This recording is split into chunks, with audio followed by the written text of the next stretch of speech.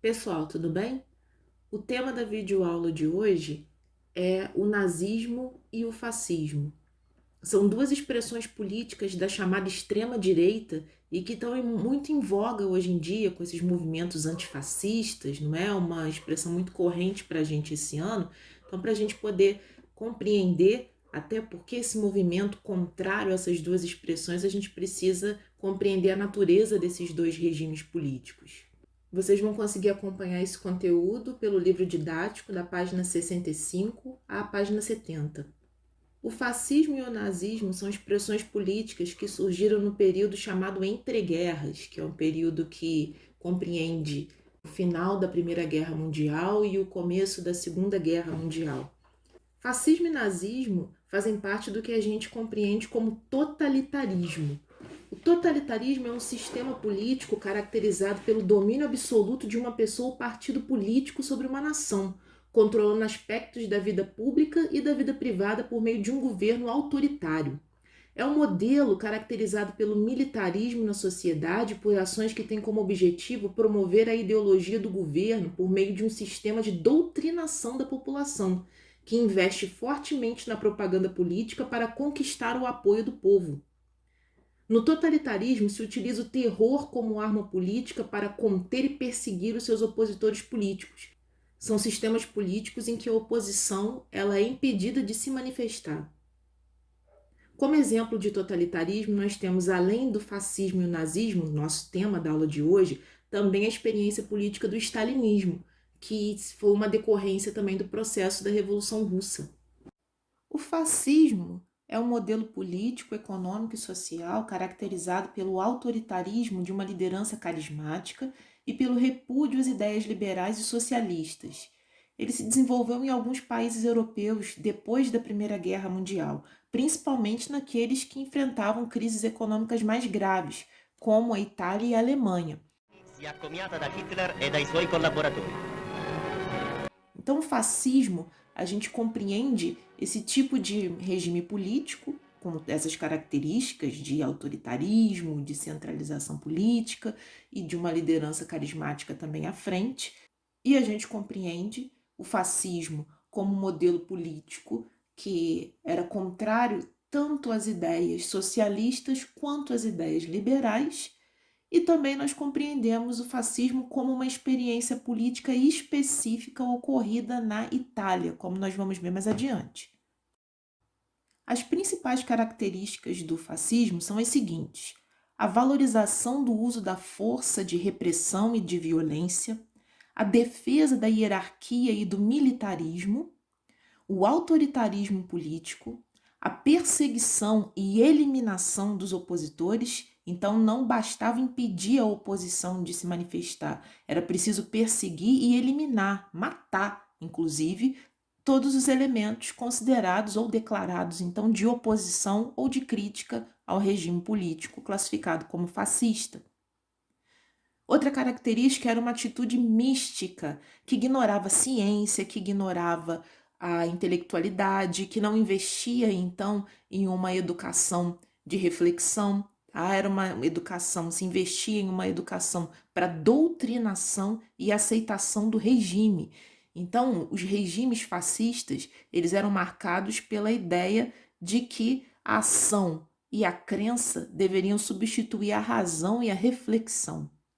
Uma última característica do fascismo são as milícias, que são forças de caráter militar, mas que não fazem parte do Estado. Então, são forças paralelas ao Estado. São forças que se agregam por uma ideologia política e com a finalidade de proteger aquele projeto político. Elas não são forças oficiais, elas são forças ligadas, elas estão a serviço de um determinado projeto para impor a ideologia desse projeto pela força, pela violência. A primeira modalidade de fascismo que nós temos conhecimento surgiu na Itália, nessa região marcada aí no mapa em vermelho. A Itália, como a gente lembra, ela participou da Primeira Guerra Mundial, ela mudou de lado durante a Primeira Guerra Mundial, ela sai então daquele eixo da Alemanha e do Império Austro-Húngaro e vai se aliar então à Tríplice Entente. Só que mesmo se aliando à Tríplice Entente, se aliando ali à Inglaterra e à França, ela não tem nenhum ganho territorial nem financeiro por isso.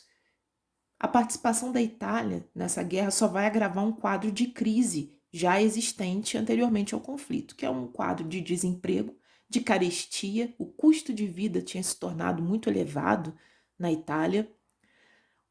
Se agrava também os conflitos internos depois da unificação, que ocorreu no final do século XIX. Vamos lembrar que a Itália era antes um conjunto de reinos independentes e passa por um processo de unificação. Esses reinos vão então se unir em torno de um país só, vão se unir e passar a ser uma estrutura política só, com esse nome então de Itália.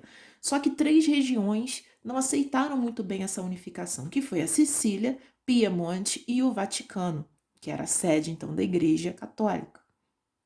Um outro elemento dessa crise que a Itália enfrentava eram as greves. Então, os operários italianos, insatisfeitos com os salários baixos, com as condições de trabalho ruins, eles vão se inspirar no processo de revolução da Rússia e vão também reivindicar uma revolução para a Itália. Eles vão lutar para que a Itália caminhasse para uma estrutura socialista de governo. Nesse clima de insatisfação, surge um grupo chamado Fatti Italiani di Combattimento, que era um grupo, então, que tinha uma liderança, tinha como líder um ex-combatente da Primeira Guerra Mundial, que era o Benito Mussolini, também chamado de Duce. Esse grupo defendia a criação de um modelo novo para a Itália, baseado no ideal de um homem novo. Esse homem, ele era inimigo do liberalismo, inimigo daquelas ideias liberais, daquelas ideias que pautavam ali a estruturação dos Estados Unidos, né, que culminaram mais tarde na crise de 29, como nós vimos, e também esse homem novo era contrário às ideias comunistas, né, defendidas ali por aquele regime socialista lá da Rússia. O que se propunha era uma terceira via, nem liberal e nem socialista. Esse grupo se transformou em 1921 no Partido Nacional Fascista. Então se estruturou todas essas ideias num partido político e passou a disputar o espaço político nas eleições italianas. Esse nome fascismo, ele é um nome que tem as suas origens no Império Romano, né? No latim, que era tão presente. A Itália se estruturou aonde era o berço do Império Romano. O fascismo procurava retomar muito desses ideais do Império Romano, muitos desses ideais da tradição de Roma, né? Da tradição da Itália. Na civilização romana havia uma figura equivalente ao nosso oficial de justiça. Então, sempre quando ele ia cumprir, sempre quando ele ia entregar uma sentença, ele levava uma machadinha envolta por um feixe de varas, né? E esse feixe de varas, essa estrutura, ela é chamada de fácio. Então, por isso, daí esse nome, representando então a justiça, não é? A união e a força, representando o povo italiano. Então, isso foi incorporado pelo Mussolini como uma representação de poder. Esse feixe de varas unidos significava, então, a união e a força que Mussolini queria que representasse o povo italiano. Então, marcado por essa tradição do Império Romano, por essa figura que representava, então, aquele que levava a justiça, levava as decisões judiciais, comunicava isso à população. Mussolini era um admirador do Império Romano, do poder do Império Romano, e isso então influenciou a estruturação desse projeto do Partido Fascista. O fascismo, ele investiu em um discurso que propunha uma salvação nacional. Então era um discurso que tinha como proposta salvar, recuperar economicamente, moralmente a Itália. E era um discurso que mobilizava as populações nas ruas e também nas urnas. O Partido Fascista tinha apoio dos proprietários rurais e industriais, porque eles temiam o avanço daquelas ideias socialistas que vinham da Rússia, que tinham se desenvolvido e culminado na Revolução Russa. Eles tinham medo que essas ideias chegassem até a Itália e fossem levadas adiante pelo movimento operário. O Mussolini, ele fez uma marcha sobre Roma. Di assoluta fedeltà e dedizione a Casa Savoia, rimane consacrata alla storia come il decisivo collaudo della fede, della forza, della disciplina delle camicie nere e dell'incondizionato consenso del popolo italiano. Então organizou todas as milícias, todos os apoiadores do partido fascista até Roma para a tomada do poder. Então, diante disso, pressionado, a Itália era uma monarquia nesse período, ele acaba sendo nomeado pelo próprio rei, o Vittorio Emanuele, como primeiro-ministro, que é um cargo que efetivamente tem o poder dentro de monarquias, então, parlamentares. Nesse processo, é assassinado, então, a principal oposição ao fascismo, que é o líder socialista Giacomo Matteotti. E o rei não faz nada, o rei se omite, o que prova que o fascismo ia conquistando cada vez mais poder e legitimidade para suas ações. E nesse período, eles conquistam também o apoio da Igreja Católica, mais uma vez por conta do medo do avanço socialista. A Igreja Católica tinha medo do avanço das ideias socialistas e comunistas na Itália. Em 1926, o Mussolini vai acabar com todos os partidos políticos e todos os jornais que eram considerados de oposição e ele vai instalar, então, uma ditadura na Itália. Então, agora, oficialmente, ele tinha o poder absoluto na Itália. O Mussolini instaura também o corporativismo, que é um sistema através do qual o governo ele tem capacidade para interferir nos sindicatos e nas negociações trabalhistas. Então, esse sistema ele foi utilizado nessas estruturas fascistas porque ele evitava, assim, a luta de classes. O governo estava presente nessas negociações. E era um sistema, então, muito elogiado pelo empresariado, que dava apoio financeiro ao regime fascista na medida em que se evitava o avanço das ideias socialistas, que, no limite, culminavam na defesa do fim da propriedade privada dos meios de produção, que era o terror do empresariado desses países. Através do corporativismo, o governo conseguia evitar o avanço das ideias socialistas nos sindicatos e junto aos trabalhadores. O governo tinha um controle total, então mandava os seus agentes participar das negociações entre empregado e trabalhador que ocorriam dentro desses sindicatos. Em 1929 é assinado o Tratado de Latrão. A Igreja ela vai reconhecer o Estado italiano, unificado então no final do século XIX, e em troca o Mussolini vai conceder a soberania do Vaticano para a Igreja Católica. Então vamos lembrar, o Vaticano era um território que não reconhecia aquela unificação da Itália ocorrida no final do século XIX. A partir desse acordo, que interessava a Igreja, porque o fascismo ele impedia o avanço das ideias socialistas, então não comprometia o credo católico. Por isso, a Igreja dava apoio, então, ao fascismo nesse contexto político. Essas ideias autoritárias que compõem, que caracterizam um regime totalitário, elas também encontraram efervescência na Alemanha, que é essa região em destaque no mapa. A Alemanha, no começo dos anos 20, vivia uma situação bem semelhante à Itália.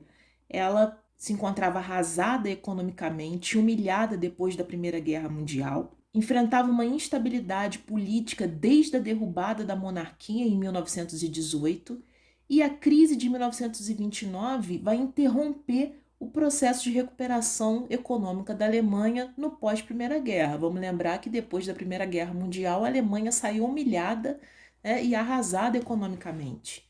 A reconstrução da Alemanha contou com o capital dos Estados Unidos e a crise de 1929 veio interromper esse processo de recuperação econômica da Alemanha. Nesse contexto surge o Partido Nazista, que é uma sigla que representa o Partido Nacional Socialista dos Trabalhadores Alemães. Apesar dessa palavra socialista estar presente na sigla, não significa que os partidários fossem socialistas, tais como aquele modelo que a gente viu na Revolução Russa. Muito pelo contrário, eles eram contra, eles repudiavam, eles tinham horror ao socialismo. Tá? Então, assim como o partido do Mussolini, eles se propunham a fazer uma terceira via. Eles não queriam nem o liberalismo e não queriam o socialismo. Tá? Eles eram anticomunistas, eles eram contrários à luta de classes e eles defendiam a propriedade privada dos meios de produção. Então, por isso, é muito importante a gente não fazer essa confusão. Não é porque tem esse nome socialista que esse partido pode ser confundido com um partido com propostas comunistas. Pelo contrário, tá? Essa expressão ela tem um outro sentido na Alemanha. Então, nazismo não é um modelo político de esquerda. Por quê? Porque repudiava todas as ideias defendidas pelo socialismo, que era a luta de classes e o fim da propriedade privada dos meios de produção. Ao contrário, os nazistas, eles eram favoráveis, eles eram defensores da propriedade privada e eles eram contrários à luta de classe. O Partido Nazista criticava o capitalismo financeiro, aquele capitalismo dos bancos, que eles associavam aos judeus na Alemanha. Então, daí surgiu um sentimento fortemente contrário aos judeus, que a gente classifica como antissemita.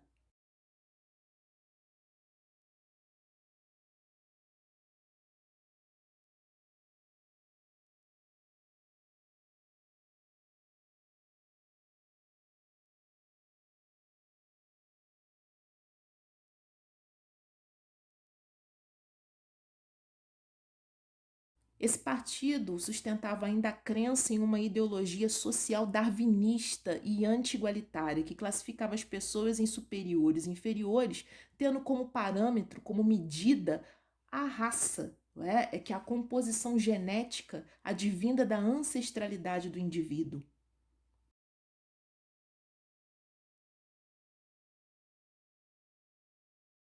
O Partido Nazista organizou em 1919 um putsch na cervejaria, que foi uma tentativa de derrubada da República Alemã, só que fracassou.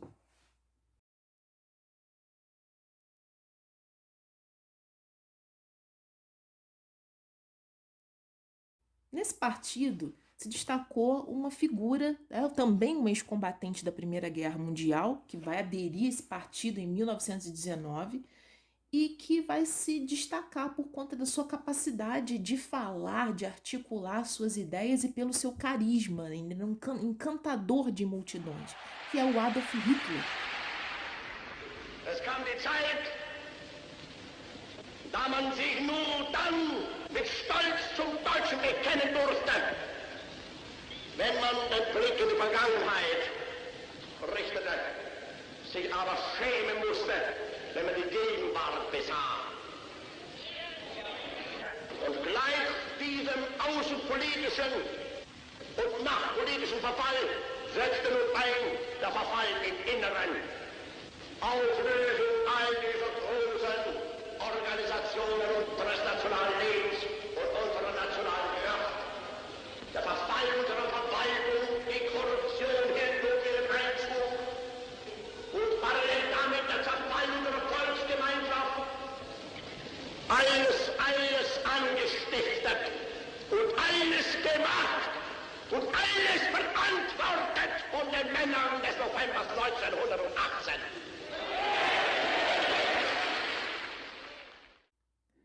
O Hitler criticava fortemente o Tratado de Versalhes, aquele tratado que foi feito depois da Primeira Guerra Mundial e que impôs à Alemanha aquela série de sanções por ter sido considerada responsável pela eclosão da Primeira Guerra Mundial. O Hitler considerava que era humilhante as punições que a Alemanha sofreu por conta do tratado. Ele foi preso naquela organização, naquela tentativa de golpe da cervejaria, e na prisão ele escreveu um livro chamado Mein Kampf, que a tradução seria Minha Luta, e ele sintetizava ali as suas ideias principais, defendendo uma guerra nacional e racial como solução para a Alemanha. Então, quando a gente fala em racial, é uma guerra que envolve uma luta contra os judeus, contra aquele grupo que era considerado responsável por deter o capital financeiro na Alemanha, por deter o controle dos bancos alemães. Então, era contra esse grupo que o Adolf Hitler convocava as pessoas a lutar contra. O Adolf Hitler explorou o antissemitismo que já estava presente na população alemã nos argumentos desse livro, e esse livro teve uma influência muito grande nos anos 30. Nesse período, no começo da década de 30, o Hitler ele vai ganhar muita popularidade por conta desse livro, por conta da difusão, da aceitação, né? Esse livro vende muito e ele acaba sendo nomeado, então, primeiro-ministro em 1933, dando início, assim, à Alemanha nazista, a Alemanha dominada pelo Partido Nazista, que a gente também pode classificar como Terceiro Reich. Essa expressão se refere a esse período em que a Alemanha está sendo controlada pelo Partido Nazista. O presidente da Alemanha morreu em 1935. Com isso, o Hitler passou a ocupar esse cargo. A partir daí, ele deu início a um processo de centralização política e eliminação dos direitos civis. Passou a perseguir os políticos de oposição, principalmente os de esquerda, e também passou a perseguir os judeus. Essa perseguição aos judeus ela se iniciou com a demissão de todos aqueles judeus que eram funcionários públicos. E ela foi avançando com a tomada de propriedade desses judeus, com a expulsão desses judeus das suas casas e das suas lojas. E ela chegou ao ponto de confinar toda essa população judaica da Alemanha em campos de concentração, em campos de trabalho forçado, que visavam mais adiante o extermínio, a eliminação, a morte desse segmento da população alemã. O Hitler também era chamado de Führer, que tem o sentido de líder, de chefe, e ele investiu em propaganda de massa, com forte apelo para os símbolos nazistas, como a suástica, que marca tanto a imagem do nazismo. Então ele investe nesses símbolos e investe também na propagação do seu discurso para as massas, para toda a população, para poder ganhar apoio e doutrinar, convencer a população alemã que esse regime, que o nazismo era um regime benéfico para a Alemanha. Ele tinha apoio financeiro dos empresários e dos banqueiros alemães, porque tanto os empresários quanto os banqueiros, eles eram contrários à luta de classes e eles defendiam a propriedade privada. Então eles investiam dinheiro na campanha nazista e no governo nazista.